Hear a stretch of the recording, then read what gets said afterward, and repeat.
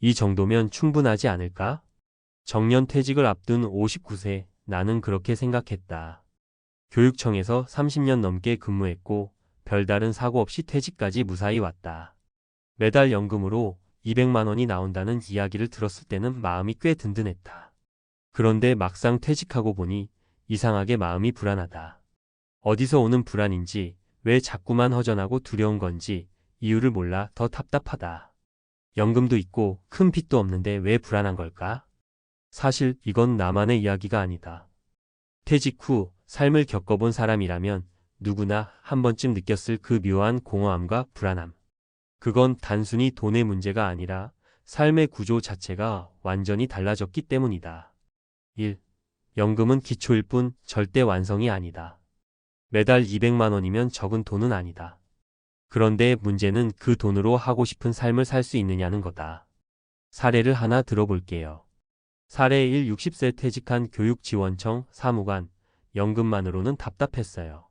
이분은 월 210만 원 정도 연금을 받습니다. 처음엔 나 혼자 쓰기엔 충분하겠지 싶었지만 막상 써보니 예상외로 빠듯했습니다. 보험료, 통신비, 식비, 공과금, 교통비 등 기본 생활비만으로도 매달 150만 원은 나가고 병원비나 부모님 용돈까지 포함하면 남는 게 거의 없더라고요. 여기서 핵심은 연금은 생존은 가능하게 하지만 삶의 여유까지 책임지지 못한다는 것이에요. 여행, 문화생활, 자녀 결혼 비용, 취미활동 등 뭔가 살아있다고 느끼는 삶을 누리려면 연금만으론 어렵습니다. 2. 돈보다 더 무서운 건 시간의 공허함. 하루하루 시간이 너무 많아진 것도 문제예요. 현직에 있을 땐 늘 바빴죠. 회의, 보고서, 출장, 쉴 틈도 없었어요. 근데 퇴직 후엔 하루 종일 아무 일정도 없는 날이 반복됩니다. 사례, 이 59세 퇴직하고 하루 16시간이 텅 비었어요. 이분은 평생 공무원으로 근무했고 은퇴 후엔 여유롭게 지낼 수 있겠지 생각했대요. 그런데 막상 퇴직하니 시간이 공포처럼 느껴졌다고 해요. 자기 자리를 잃은 느낌, 사회와 단절된 기분, 내가 지금 뭘 하고 있는 건지 도무지 모르겠는 허무함. 그 결과는 뭘까요? 우울감이 찾아옵니다. 몸은 멀쩡한데 마음이 아파요. 아침에 일어날 이유가 없고 하루 종일 TV만 보거나 소일거리를 하며 시간만 보냅니다. 이게 며칠, 몇 달 계속되면 사람은 점점 작아지고 무기력해집니다. 그래서 많은 전문가들이 말하죠. 은퇴 후에는 돈보다 시간 사용 계획이 더 중요하다고요. 3. 관계의 변화. 그것도 연금만으로는 해결 안 돼요. 또 하나 생각보다 크게 다가오는 건 관계의 단절이에요. 직장 동료와의 자연스러운 관계는 퇴직과 동시에 끊깁니다. 친구들은 아직 현역이고 자녀들도 바쁘죠. 그러다 보면 자연스레 혼자 있는 시간이 늘어나요. 사례 3. 퇴직 후 3년 차 인간관계가 다 끊겼어요. 교육청에서 30년 근무한 김모 씨는 퇴직 후 12년간은 친구도 만나고 동기 모임도 다녔어요. 그런데 시간이 흐르자 모임도 뜸해지고 자신도 점점 나서기 싫어졌다고 해요. 내가 빠지든 말든 아무도 몰라요. 그래서 더 슬퍼요. 이 말이 너무 뼈 아팠어요. 은퇴 후 외로움은 생각보다 훨씬 빠르게 찾아옵니다. 그리고 사람은 혼자 오래 있으면 자기 안으로만 파고드는 경향이 생겨요. 그러면 자존감도 떨어지고 점점 삶의 의욕이 사라져요. 결국 연금 200은 마음의 허전함을 채워주지 못합니다. 이건 돈으로 해결할 수 없는 인생의 구조 문제예요. 그렇다면 어떻게 준비해야 할까? 연금 외 수입원을 만들자. 퇴직 전에 월 3,050만 원이라도 만들 수 있는 부업, 자격증, 소소한 일거리를 미리 만들어 두세요. 그 돈이 금액보다 훨씬 더 큰 심리적 안정감을 줍니다. 시간 계획을 세워라. 매일 아침 일어나서 뭐 할 건지 정해두세요. 운동, 봉사, 독서, 작은 일거리라도 괜찮습니다. 시간에 쫓기지 않고 시간을 관리하는 사람이 돼야 합니다. 관계를 새롭게 디자인하자. 은퇴 후의 인간관계는 다시 설계해야 해요. 취미 모임, 지역 커뮤니티, 온라인 활동 등으로 새로운 관계를 만들어야 합니다. 특히 소속감이 있는 곳을 하나는 꼭 갖고 있어야 해요. 마무리하며 연금 200이면 괜찮겠지라고 생각했던 내게 퇴직 후 삶은 전혀 다른 얼굴로 다가왔습니다. 돈이 전부가 아니고 시간과 관계, 그리고 나만의 일이 있어요. 진짜 안정감을 느끼게 된다는 걸 절실히 깨달았어요. 지금 이 글을 읽는 당신이 아직 퇴직 전이라면 늦지 않았습니다. 지금부터 준비하세요. 연금은 기초이고 삶의 여유는 내가 따로 만들어야 한다는 사실. 막상 퇴직해보면 진짜 문제는 연금이 아니라 내 삶의 설계도라는 걸 알게 됩니다. 전문가 칼럼. 은퇴 후 삶이 불안한 이유, 그리고 지금 당장 해야 할 3가지 준비. 연금 200만 원을 받는 은퇴자가 왜 불안할까? 이 질문의 핵심은 소득의 절대적인 크기가 아니라 삶을 이끌어가는 구조의 부재입니다. 퇴직 후 경제적인 기반은 물론이고 정체성, 사회적 관계, 시간, 사용 방식까지 모두 바뀌기 때문이죠. 그럼 이 불안을 해소하기 위한 방법은 무엇일까요? 전문가의 관점에서 은퇴 후 삶을 안정적으로 유지하려면 반드시 3가지 측면에서 준비가 필요합니다. 바로 경제적 설계, 일과 시간 관리, 사회적 연결망 복원입니다. 1. 경제적 설계. 연금 외에 수입원이 심리 안정장치가 된다. 퇴직 후의 경제 생활에서 가장 중요한 건 예측 가능한 현금 흐름입니다. 공무원 연금은 분명 큰 자산이지만 생활의 전부가 되기엔 부족할 수 있습니다. 연금의 한계는 분명하다. 연금은 인플레이션에 대응이 어렵습니다. 병원비, 자녀 지원, 주택 보수 등 갑작스러운 지출엔 취약합니다. 쓰면 줄지 않는 돈이 아닌 정해진 돈이라는 한계가 있습니다. 해결책은 소액 부업, 글쓰기, 유튜브, 블로그, SNS 활동, 강의 등 지식 기반 수입을 설계하세요. 소형 자영업 창업보다는 작은 노점, 주말 장터, 지역 특산물 판매 등 리스크가 적은 모델 추천. 임대 수입. 방 하나를 단기 임대하거나 주차 공간을 유료로 전환하는 등의 소규모 부동산 수익 모델 고려. 핵심은 작더라도 꾸준한 수입원입니다. 금액보다 내가 스스로 벌 수 있다는 감각이 중요합니다. 일과 시간 관리. 은퇴 후에도 일상 루틴은 반드시 필요하다. 퇴직 직후 가장 흔한 현상이 무기력입니다. 하루가 길고 할 일이 없고 시간이 남아도는데 이상하게 행복하지 않습니다. 시간표 없는 삶은 곧 멘탈 붕괴로 이어진다. 일과표가 사라지면 삶의 리듬도 무너집니다. 목적 없이 보내는 하루하루는 자존감을 떨어뜨립니다. 이는 곧 우울감, 불안장애, 무의욕 등 정신적 위기로 이어질 수 있습니다. 해결책은 하루 일정표 작성 습관화. 오전 운동, 점심 독서, 오후 봉사, 저녁 취미 등 정해진 루틴을 만들자. 작은 프로젝트 시작. 책 쓰기, 원예, 유튜브 제작 등 목표 있는 활동을 설계할 것. 학습과 성장 유지. 온라인 강의, 지역 평생교육, 독서 모임 참여 등을 통해 뇌 활성 유지. 퇴직 후에도 하루를 살아가는 이유가 있어야 합니다. 생산성과 무관해도 괜찮습니다. 단, 나를 성장시키는 무언가여야 합니다.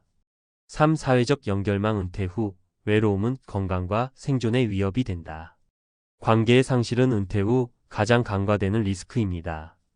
직장 동료와의 단절, 사회적 역할 상실, 친구들과의 거리감 등이 복합적으로 작용하죠. 외로움은 심혈관 질환보다 더 큰 사망 위험 요인. 미국 질병통제예방센터 CDC 사회적 고립은 조기 사망 위험을 29% 높인다. 하버드대 연구. 행복한 노후를 결정하는 가장 중요한 요인은 돈도 건강도 아닌 인간관계였다. 해결책은 취미 기반 커뮤니티 참여. 사진, 뜨개질, 자전거, 봉사활동 등 관심사를 공유하는 모임이 최고의 연결고리. 가족 외부의 관계 확장. 자녀에 대한 의존도를 줄이고 지역 사회 또는 온라인 커뮤니티에서 새로운 관계 형성. 일일 일소통. 실천. 가까운 지인, 옛 동료, 가족에게 하루 한 번 문자나 전화로 소통을 이어가는 습관. 은퇴 후 가장 큰 힘은 내 이름을 불러주는 누군가가 있다는 것입니다. 소속감은 연금보다 강력한 버팀목입니다. 결론. 연금은 은퇴의 시작이지 완성이 아니다. 많은 분들이 연금만 있으면 노후는 문제 없다고 생각합니다. 그러나 실제로 퇴직 후 삶의 질을 결정하는 건 돈이 아니라 시간, 관계, 자존감입니다. 은퇴는 쉬는 시기가 아니라 삶을 다시 설계하는 시기입니다.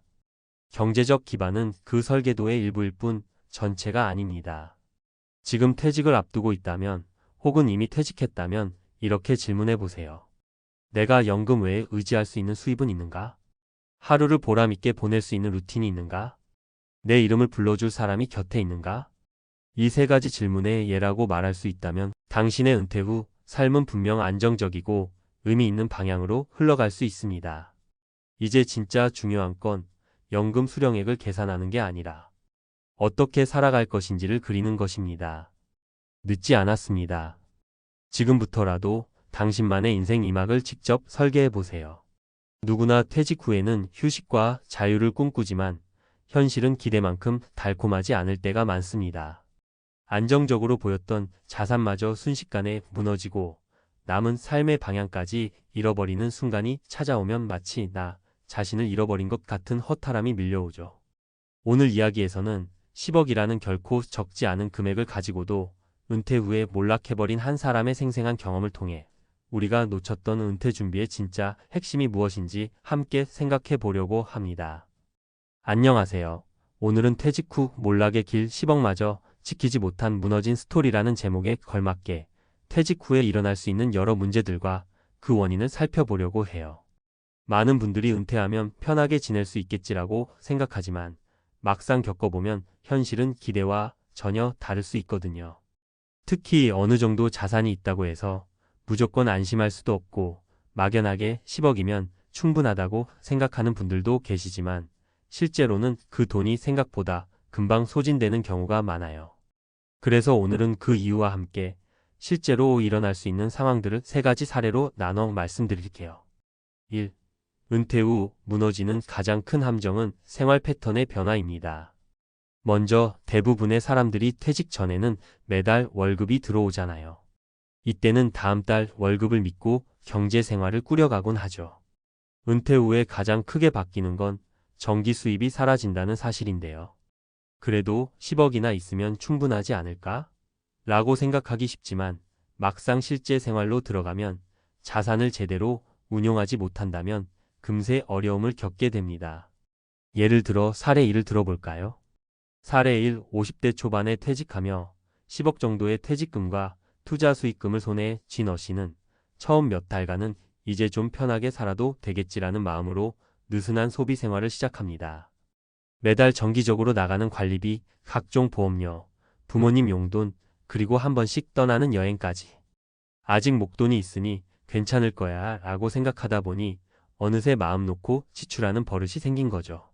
문제는 연금이나 별도의 지속적 소득 없이 그 10억만 의지했다는 거예요. 몇 년이 지나고 보니 자산은 절반 이하로 줄어있고 또 그 시기에 건강 문제까지 생겨 치료비가 더 들어갑니다. 결국 집 일부를 처분해야 했고 더 이상 은퇴 라이프라는 말이 무색해진 상황이 되어버렸죠. 대부분 사람들이 간과하는 게 매달 내 통장에 들어오는 돈과 내 자산에서 꺼내 쓰는 돈의 심리적 차이거든요. 은퇴 전에는 돈이 들어오니 소비 후에도 다시 회복될 거야 라고 생각하지만 은퇴 후에는 내가 가진 목돈이 줄어드는 것을 매일같이 체감합니다. 그러다 보면 당황하거나 애초에 지출 자체를 방만하게 관리하기도 쉽죠. 2. 나는 아직 젊으니까라는 착각, 준비하지 못한 새로운 수익원의 부재. 두 번째로 많이 놓치는 부분은 은퇴 후를 완전한 자유로만 바라보고 새로운 수익원을 고민하지 않는다는 점이에요. 사실 사람에 따라서는 퇴직과 동시에 아예 일거리를 그만두고 싶어 하기도 하죠. 어느 정도 쉬고 싶은 마음은 너무나 당연합니다. 그런데 아예 아무런 활동 없이 10억만으로 평생을 살 수 있을까요? 살면서 자녀들이 커가고 주택이나 차를 교체해야 할 수도 있고 건강이 안 좋아져 병원비가 들어갈 수도 있어요. 우리는 점점 돈이 써야 할 곳이 늘어나는 현실에 직면합니다. 이럴 때 아예 일하지 않는 것이 과연 최선일까요? 사례 2. 55세 퇴직 후 나는 아직 건강하고 하고 싶은 것도 많아 라며 자영업에 도전한 B씨가 있어요. 은퇴 직전까지 꽤 괜찮은 회사에서 임원급으로 일했던 분이라 10억 중 일부인 3억 정도를 들여 작은 음식점을 냈는데 문제는 이분이 음식점 운영 경험이 전무했다는 거예요. 내가 회사 다닐 때 실무도 많이 해봤고 직원 관리도 잘하니 분명 자영업도 잘할 거야 라고 자신했지만 현실은 달랐죠. 직장과 자영업은 완전히 다른 영역이거든요. 매출이 생각만큼 오르지 않았고 인건비와 원가 비용, 마케팅 비용이 계속 들어가니 결국 1년도 채 못 가서 사업을 접게 되었어요. 인생 후반에 도전한 사업이 실패하니 그 뒤로는 다시 무언가를 새로 시작할 엄두가 안 나는 거예요. 결국 기존 자산에서 부채만 늘어났고 은퇴 자금은 이미 바닥에 가까워졌죠. 이처럼 은퇴 후에도 일정 부분 나에게 맞는 적절한 수익 활동을 고려하는 게 중요합니다. 무조건 큰 돈을 들여 사업을 하라는 뜻이 아니라 내가 잘할 수 있고 꾸준한 수익을 낼 수 있는 방법을 찾아야 한다는 거죠. 은퇴라는 것이 끝이 아니고 새로운 삶의 형태가 시작되는 지점이라고 볼 수 있거든요. 3. 가족 인간관계 변화에서 오는 심리적 부담감과 지출 증가. 마지막으로 말씀드릴 부분은 은퇴하면 가족 및 인간관계의 변화가 크게 찾아온다는 거예요. 그동안 직장에서 뒷바라지하며 바쁘게 지낸 분들은 집안에서의 역할 변화가 갑작스럽게 찾아오면 적잖이 당황합니다. 어디까지나 단순 예시이긴 하지만 이런 식으로 문제들이 생길 수 있어요. 사례 60세의 공무원으로 명예퇴직하고 10억 조금 넘는 자산을 갖게 된 C씨가 있습니다. 처음에는 편히 쉬고 부인과 여행도 다니고 손주도 보고 이런 꿈을 꾸었죠.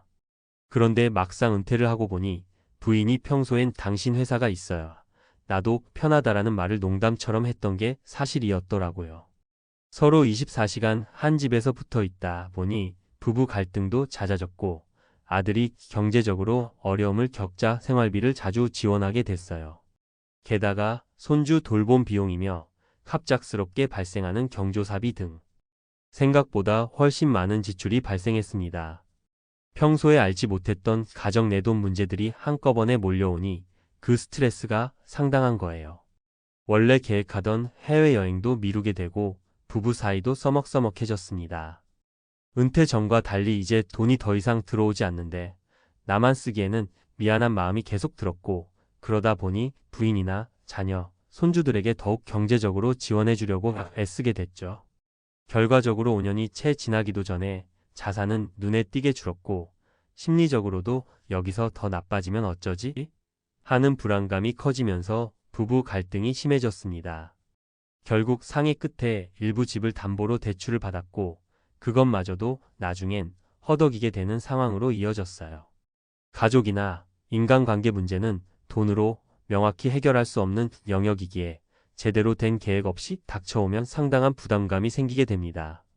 내가 왜 이러려고 은퇴를 했지? 라는 자괴감에 빠질 수도 있고요. 4. 그렇다면 어떻게 해야 할까? 여기까지 3가지 사례로 은퇴 후 벌어질 수 있는 몰락의 길을 살펴봤는데요. 그렇다고 해서 은퇴는 절대 하지 마라. 라는 극단적인 결론으로 가기보단 앞으로 남은 삶을 좀 더 현명하게 설계하는 게 중요하다고 봅니다. 이를 위해 몇 가지 팁을 드려볼게요. 지출 구조 파악 그리고 재설계. 은퇴 직후에는 우선 내가 매달 쓰는 돈이 정말 얼마인지부터 철저히 파악해야 해요. 주거비, 교통비, 식비, 보험, 각종 공과금, 그리고 용돈이나 레저 비용 등등 내가 매달 필수로 써야 하는 금액이 얼마인지 선택적으로 줄일 수 있는 항목이 무엇인지 정확히 알아두면 훨씬 부담이 줄어듭니다. 10억이 있으니 괜찮겠지라는 막연한 낙관이 아니라 은퇴 기간을 최소 2030년 길게는 40년까지 염두에 두어야 해요. 은퇴 후 12년은 괜찮더라도 10년, 20년 뒤를 생각하면 훨씬 다른 그림이 그려지거든요. 안전한 수익원 확보. 퇴직금이나 모아둔 자산을 한 번에 투입해서 한 방을 노리는 건 매우 위험해요. 노후 자금이 한순간에 사라질 수 있으니까요. 차라리 은행 이자율이 낮더라도 예적금이나 채권, 배당주처럼 비교적 안정적인 투자처를 분산 운영하는 게 좋습니다. 혹은 수익형 부동산 투자처럼 꾸준히 임대료가 나오는 자산이 있다면 어느 정도 도움이 될 수 있겠죠.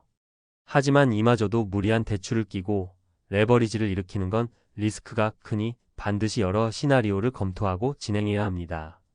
가능하다면 자신이 정말 잘할 수 있는 작은 일거리나 재택근무 같은 것도 적극적으로 찾아보세요. 요즘은 디지털 시대이기 때문에 온라인 강의나 컨설팅, 블로그나 유튜브 같은 플랫폼을 활용해 소소한 수익을 낼 수도 있거든요. 가족 및 주변인과의 소통. 은퇴 후 갑작스러운 가족 갈등 혹은 인간관계 문제가 생기는 건 서로 기대하는 역할이 달라져서 그런 경우가 많습니다. 내 입장에선 이제 쉬고 싶다지만 가족 입장에선 당신이 쉬니까 이것도 해주고 저것도 해주면 좋겠다고 생각할 수 있거든요.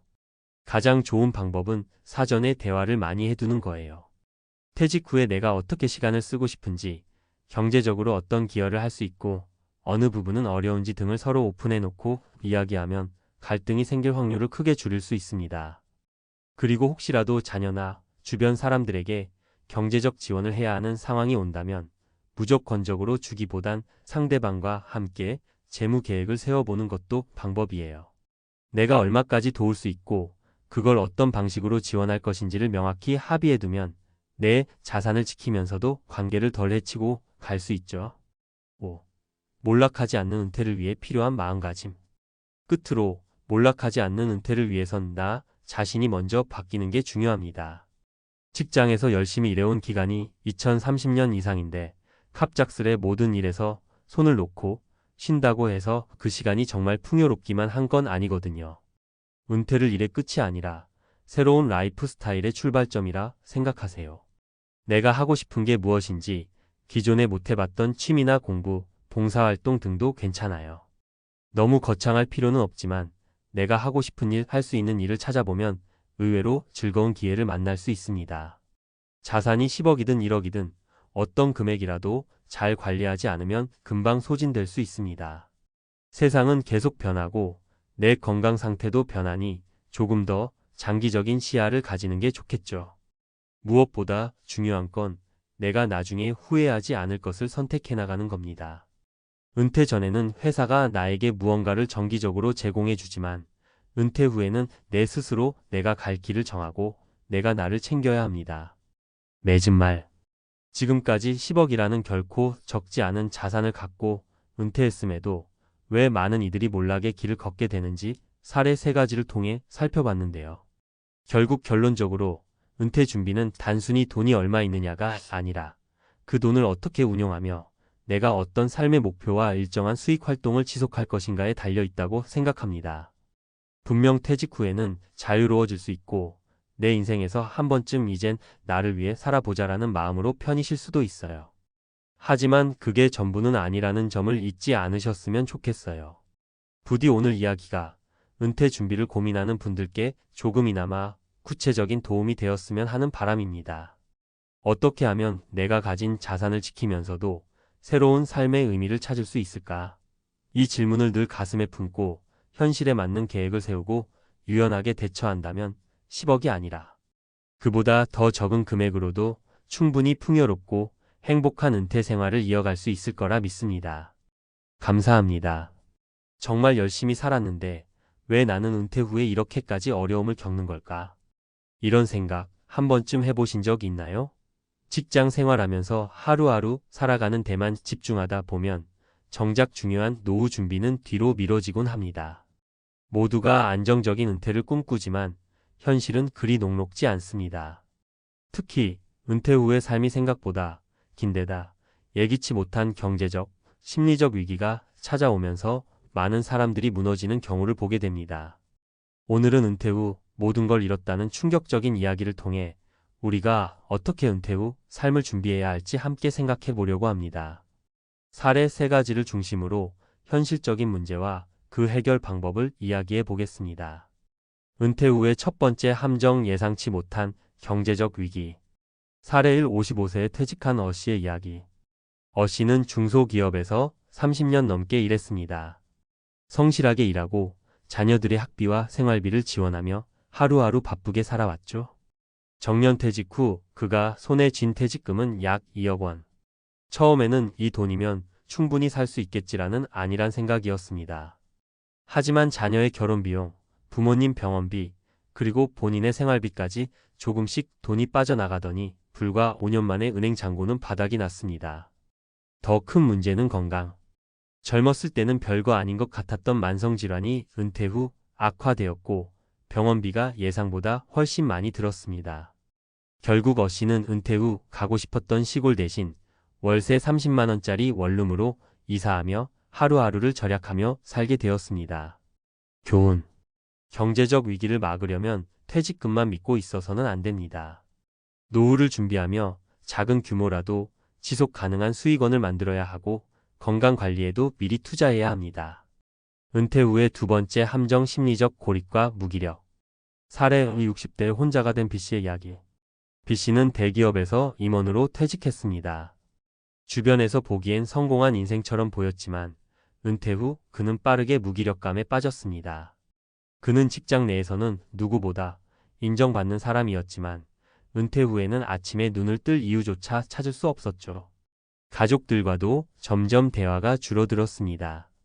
아내와 자녀들은 아빠는 집에서 좀 쉬세요 라고 했지만 그는 자신의 존재감이 사라지는 듯한 공허함을 느꼈습니다. 주변 친구들 역시 각자의 삶에 바빠지면서 연락이 뜸해졌고 그는 혼자 집에서 TV만 보며 시간을 보내게 되었습니다. 교훈. 은퇴 후의 심리적 고립은 경제적 문제만큼이나 위험합니다. 사람들과 연결되고 새로운 목표를 찾아야 합니다. 예를 들어 동호회 활동, 봉사 혹은 배움을 통해 자신감을 회복하는 것이 중요합니다. 은퇴 후의 세 번째 함정 계획 없는 소비와 생활 방식. 사례 58세에 은퇴한 C씨의 이야기. C씨는 퇴직 후에도 이전 생활 수준을 유지하고 싶어 했습니다. 가족들을 위한 크고 넓은 집, 고급차, 그리고 해외여행 같은 소비를 지속했죠. 하지만 퇴직 후에는 고정 수입이 없었기 때문에 결국 남은 자산을 급속도로 소진하게 되었습니다. 그가 늦게나마 작은 상점을 열어봤지만 이미 자금은 바닥난 상태였습니다. 결국 은퇴 초기에 쓸데없는 소비를 줄였더라면 더 안정적으로 살 수 있었을 것이라는 후회가 남았습니다. 교훈. 은퇴 후에는 무엇보다도 생활 수준을 조정하는 것이 중요합니다. 과거의 소비 패턴을 유지하려는 욕심은 자산을 빠르게 소진시킬 뿐입니다. 작은 행복을 찾아 실속 있는 소비로 전환하는 노력이 필요합니다. 결론. 은퇴 후에도 다시 꿈을 꾸어야 합니다. 은퇴 후 모든 걸 잃었다는 이야기는 먼 곳의 이야기가 아닙니다. 은퇴 후 삶은 한 번의 선택 실수로 크게 흔들릴 수 있습니다. 하지만 반대로 말하면 지금부터라도 작은 준비를 시작하면 큰 변화를 만들 수 있습니다. 경제적 안정은 작은 수익원에서 시작됩니다. 적은 돈이라도 꾸준히 벌 수 있는 방법을 고민해 보세요. 심리적 고립을 막으려면 사회적 연결을 유지해야 합니다. 가족, 친구 혹은 새로운 모임에 참여하며 자신감을 키우세요. 소비 습관을 돌아보세요. 가장 필요한 것에 초점을 맞추고 과거의 패턴에서 벗어나 실속 있는 삶을 추구하세요. 마지막으로 은퇴 후에도 새로운 꿈을 꾸고 도전할 수 있는 자신감을 잃지 마세요. 작은 준비와 노력이 미래를 완전히 바꿀 수 있습니다. 결국 내가 택한 마지막 장소가 희망과 행복으로 가득한 곳이 될 수 있도록 지금부터 하나씩 준비해 봅시다. 은퇴 후 삶, 희망을 다시 그리다. 서문. 많은 사람들이 은퇴를 인생의 끝으로 여기곤 합니다. 이제 다 끝났어. 앞으로는 그냥 하루하루 버텨야지라고 생각하죠. 하지만 은퇴는 끝이 아니라 새로운 시작이 될 수 있습니다. 문제는 우리가 이 변화를 준비하지 않았다는 데 있습니다. 은퇴 후에도 삶을 풍요롭게 가꾸는 방법은 분명히 있습니다. 오늘은 은퇴 후 삶을 재정비하고 더 나은 미래를 그려가는 구체적인 방법을 이야기해 보겠습니다. 1. 은퇴 후 경제를 재설계하라. 많은 사람들이 은퇴 후 경제적 문제로 인해 삶의 질이 급격히 떨어집니다. 퇴직금이나 연금을 기반으로 단기적인 안정만 바라보는 경우가 많기 때문입니다. 그러나 은퇴 후 경제 설계는 단순히 목돈을 유지하는 것 이상입니다. 핵심은 지속 가능한 소득원을 만드는 것입니다. 예시. 어씨는 퇴직 후 카페를 열겠다는 꿈을 꿨지만 초기 자본과 운영 비용 때문에 오히려 경제적으로 더 큰 부담을 느꼈습니다. 그는 이후 중고 물품을 판매하는 작은 온라인 쇼핑몰을 시작했습니다. 운영 비용이 적고 온라인 기반이라 시간도 유연하게 사용할 수 있었습니다. 지금은 매달 약 50만 원의 수익을 꾸준히 벌고 있습니다. 전문가 조언. 퇴직 후 창업을 계획한다면 작은 규모로 시작하세요. 큰 초기 투자 대신 시간과 자원을 절약할 수 있는 방법을 고민하세요. 연금 외에도 소규모의 부수입을 만들 수 있는 아이디어를 찾아보세요. 예를 들어 재능 공유 플랫폼에서 강의를 하거나 글쓰기를 통해 소득을 얻을 수 있습니다. 2. 심리적 건강 다시 사람들과 연결되기. 경제적 준비만큼 중요한 것이 바로 심리적 준비입니다. 은퇴 후 사람들과의 연결이 끊어지면 무기력감과 고립감이 찾아옵니다. 이럴 때 필요한 것은 적극적인 연결과 참여입니다. 예시. B씨는 퇴직 후 모든 시간을 혼자 보내며 점점 우울감에 빠졌습니다. 친구들과의 관계도 멀어졌고 그는 집에서 TV를 보며 대부분의 시간을 보냈습니다. 이를 극복하기 위해 그는 동네 도서관에서 자원봉사 활동을 시작했습니다. 새로운 사람들을 만나면서 그는 다시 활기를 되찾았고 자신의 경험을 지역 사회에 기여하는 보람을 느끼기 시작했습니다. 전문가 조언. 지역 사회에서 운영하는 동아리나 봉사활동에 참여하세요. 새로운 것을 배우는 것도 좋은 방법입니다. 요리, 사진, 외국어 등 은퇴 후 시작하기 좋은 취미는 많습니다. 가족과의 관계를 다시 한번 돌아보세요. 소통이 부족하다면 먼저 손을 내밀어 보세요. 3. 현실적인 소비 습관 만들기. 많은 사람들이 은퇴 후에도 이전과 같은 소비 습관을 유지하려다 경제적 어려움을 겪습니다. 소비 습관을 현실에 맞게 조정하는 것이 중요합니다. 예시. C씨는 퇴직 후에도 대형 SUV를 유지하며 가족들과 해외여행을 계획했습니다. 하지만 차량 유지비와 여행 비용으로 퇴직금이 빠르게 줄어들었습니다. 결국 그는 차를 작은 경차로 바꾸고 해외여행 대신 국내 여행으로 바꾸면서도 만족감을 느꼈습니다. 전문가 조언. 은퇴 후에는 필수와 비필수를 명확히 구분하세요. 대출을 줄이고 가급적이면 현금 흐름 내에서 소비하세요. 물질적인 만족보다 경험과 관계에서 오는 행복을 더 소중히 여기세요. 4. 은퇴 후에도 배움을 멈추지 마라. 늦었다고 생각할 때가 가장 빠를 때라는 말처럼 은퇴 후에도 배움의 기회를 놓치지 말아야 합니다. 새로운 것을 배우면 뇌의 활동이 활발해지고 삶의 질이 높아집니다. 예시. D씨는 퇴직 후 무료 온라인 강의를 통해 유튜브 영상 편집을 배웠습니다. 이를 통해 그는 자신의 여행 경험을 기록한 채널을 운영하며 새로운 재미를 느끼고 있습니다. 구독자가 늘면서 소소한 광고 수익도 생겼습니다. 전문가 조언. 유튜브, MOOC 등 무료로 배울 수 있는 플랫폼을 활용하세요. 배움의 결과물을 활용해 새로운 취미나 부업으로 연결해 보세요. 배움은 뇌 건강을 지키는 최고의 투자입니다. 5. 은퇴 후에도 작은 목표를 설정하라. 목표 없는 삶은 공허합니다. 작은 목표라도 스스로 설정하고 달성해 나가는 과정이 은퇴 후 삶의 활력을 만들어줍니다. 예시. E씨는 퇴직 후 달리기를 시작했습니다. 처음에는 1km도 힘들었지만 매일 조금씩 연습한 끝에 6개월 만에 지역 마라톤 대회에 참가했습니다. 그는 몸뿐만 아니라 마음까지 건강해졌다고 말합니다. 전문가 조언. 일상의 작은 목표를 설정하세요. 예를 들어 매일 30분 걷기, 한 달에 한 권 책 읽기 등 간단한 것부터 시작하세요.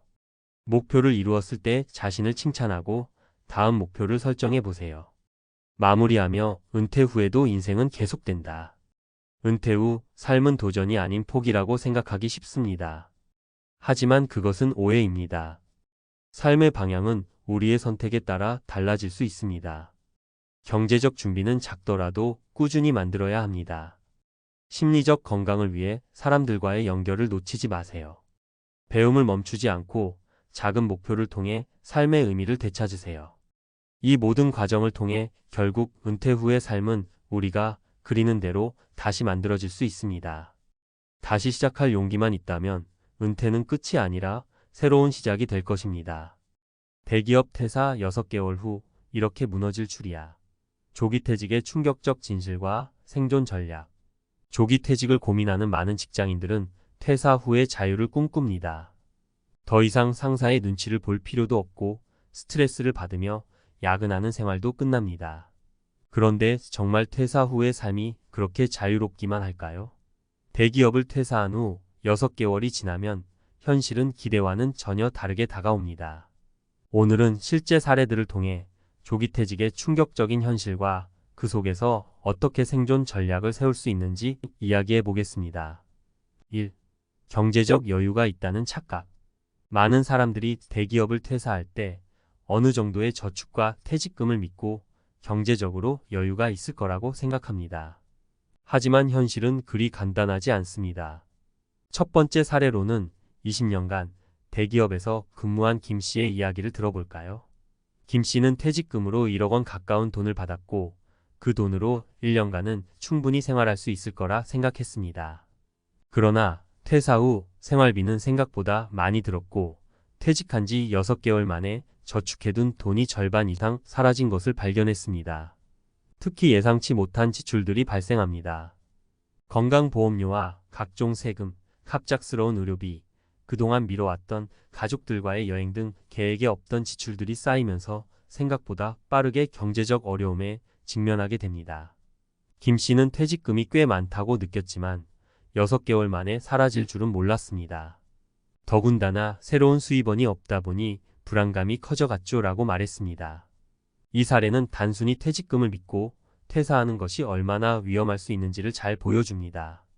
퇴직 전 철저한 재정 계획이 없으면 경제적 자유는커녕 더 큰 불안에 휩싸일 수 있습니다. 2. 나의 가치는 어디에 있는가? 퇴사 후에는 시간이 많아지고 하고 싶었던 것들을 마음껏 할 수 있을 거라고 생각하지만 실상은 조금 다릅니다.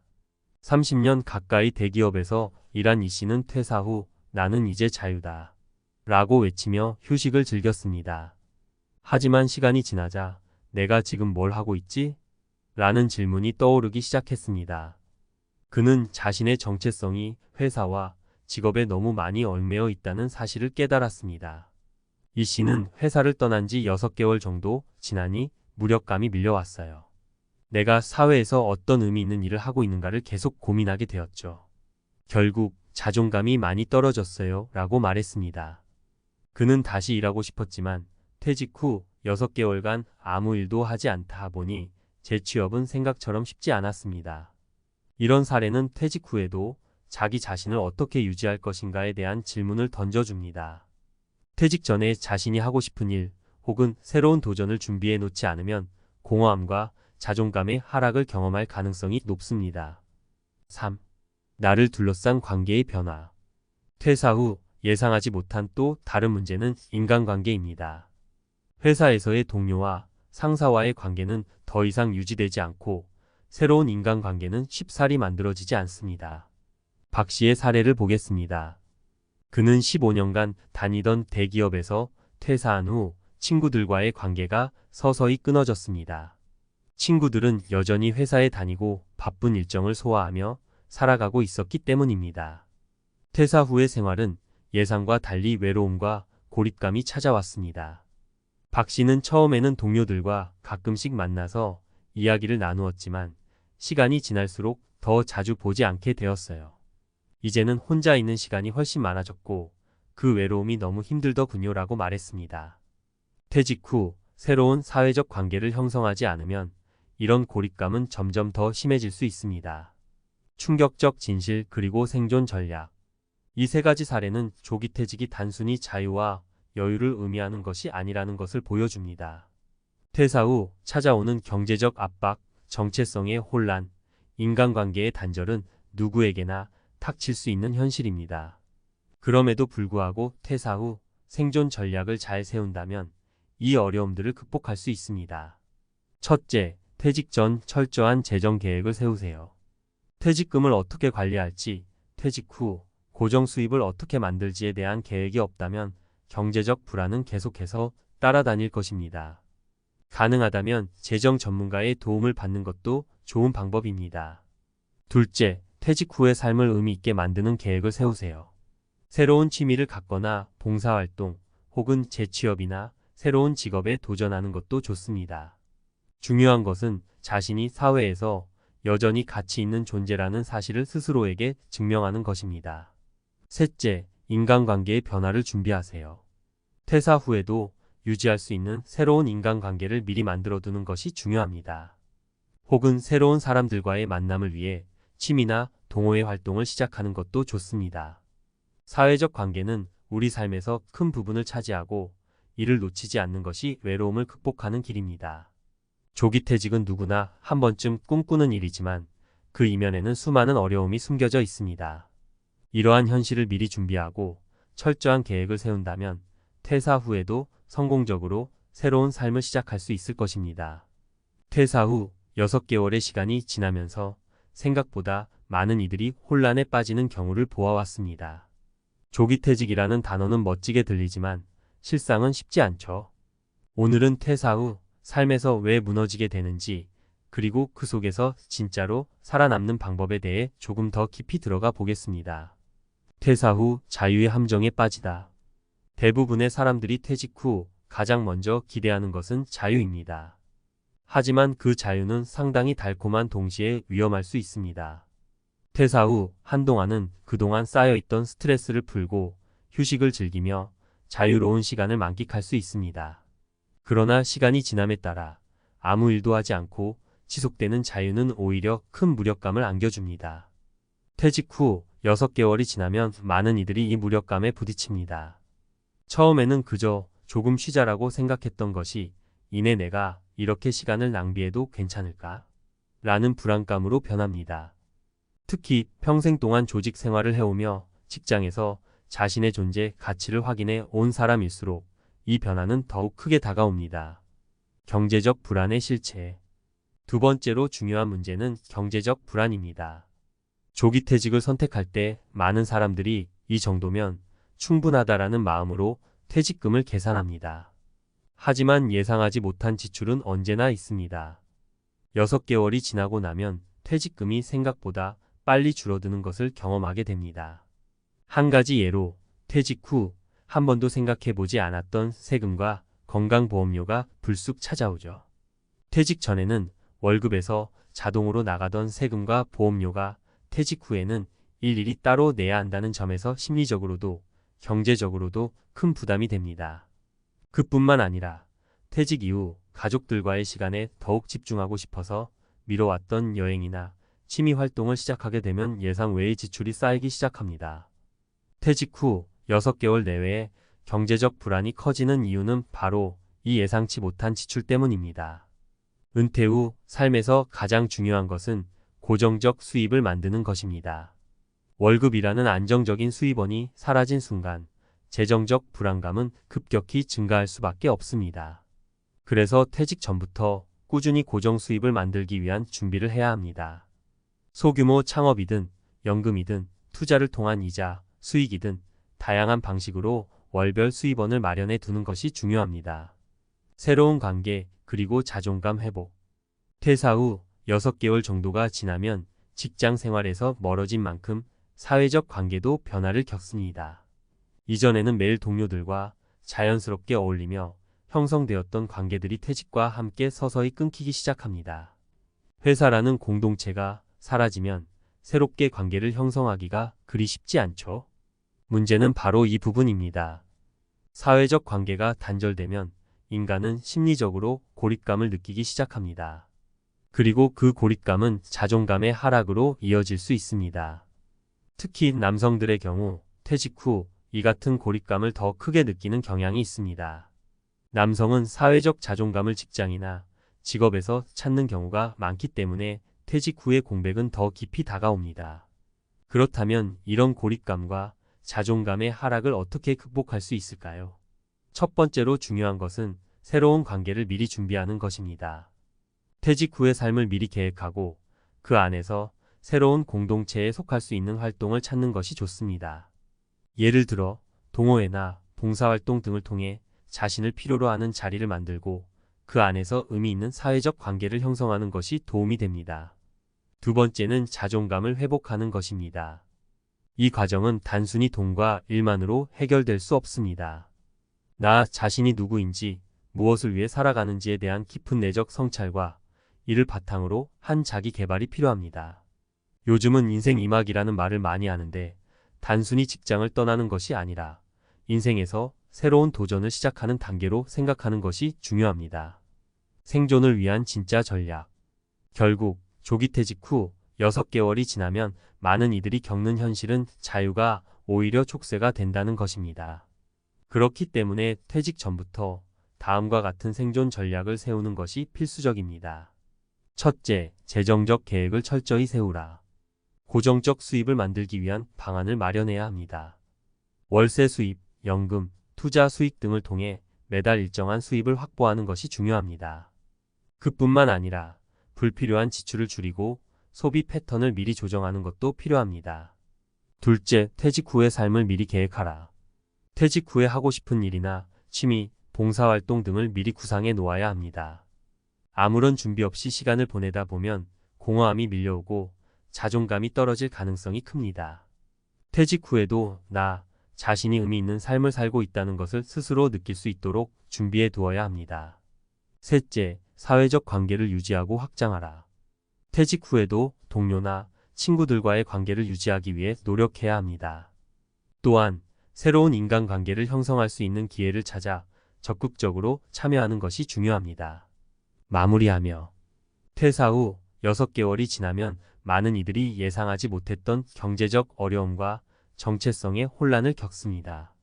그럼에도 불구하고 미리 준비하고 철저한 계획을 세운다면 그 속에서도 충분히 새로운 삶을 구축할 수 있습니다. 중요한 것은 퇴직이 끝이 아니라 새로운 시작이라는 마인드셋입니다. 지금부터라도 자신을 위한 생존 전략을 세워보세요. 새로운 도전과 의미를 찾는다면 퇴직 후의 삶도 충분히 풍요롭고 만족스러울 수 있습니다. 결국 인생의 이막은 우리가 어떻게 준비하느냐에 달려 있습니다. 지금 이 순간부터라도 자신을 위한 새로운 생존 전략을 세워보세요.